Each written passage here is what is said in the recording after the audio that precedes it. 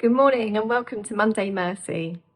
Perhaps you joined us at the weekend, whether in person in Milton Keynes or whether online, just to join and sing and learn and pray together and capture God's heart for those living in poverty, the most vulnerable and marginalised around us, and to just be envisioned and encouraged that He will continue to be faithful this coming winter.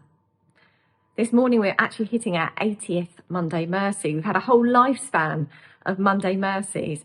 And I'd actually love us to dwell on how God is faithful and how He shows His mercy through all generations. Whether alive today or through generations historically, God continues to be merciful. He continues to be faithful. I love the King James Version, the opening line to Psalm 89. It says, "I will sing of the mercies of the Lord forever. With my mouth will I make known thy faithfulness to all generations."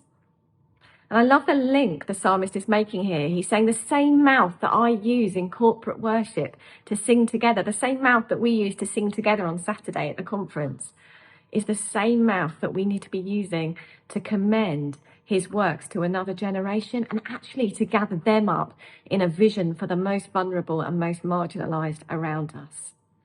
It's a theme that gets picked up time and time again in Deuteronomy and throughout Psalms. We're told to commend His works from one generation to another. In fact, we're even in Psalm 102 told to record them for children who have not even yet been born, that they would be convinced that there's a God of mercy who cares not only for them, but for those suffering around them as well.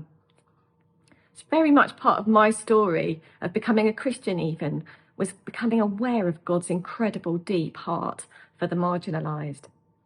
It was at Bible week when I think I was about 9 or 10, when I first heard Isaiah 61 read in public. "The Spirit of the Sovereign Lord is upon you because He has anointed you to preach good news to the poor, release for those who sit in darkness, release for the captives."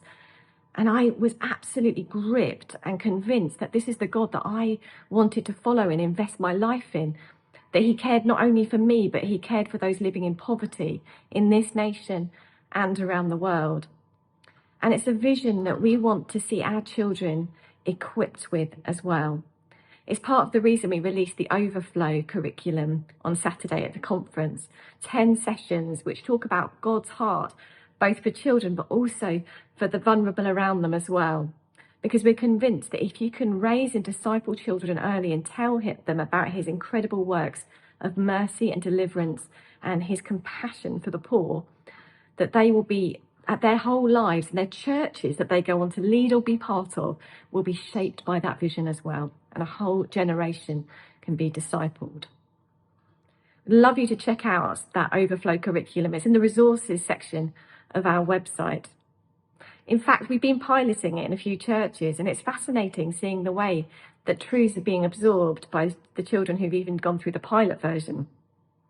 One of our core team members, his daughter had done a Sunday morning talking about how God shows specific preference for the very weak and the very lowly and how He desires to lift them up. In the afternoon, completely unconnected, her dad asked her, "Out of these flowers in the garden, what's your favourite?" And she said, "Oh, this one over here. But I know which one God would choose."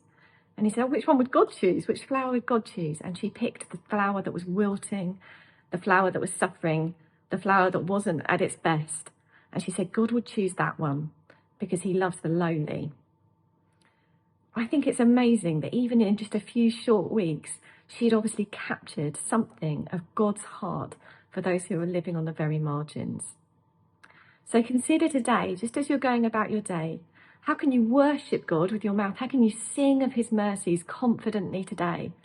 But also, in what ways can you use your mouth to commend His works to another generation? In what ways can you point out to them the people and the situations in which God's longing to intervene? These children are the future of our church, and we'd love them to be impacted early with a vision for the vulnerable. Have a great day.